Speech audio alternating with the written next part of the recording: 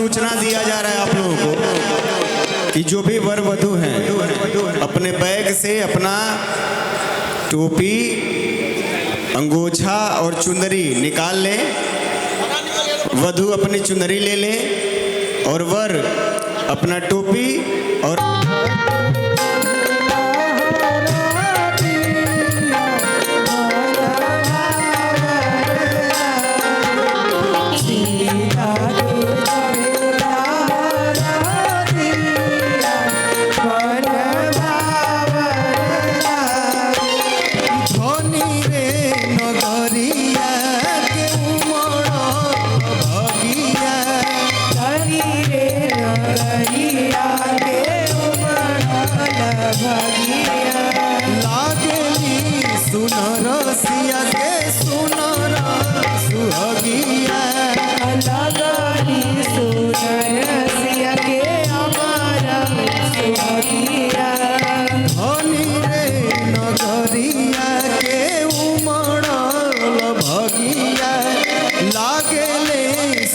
रसिया के सुनर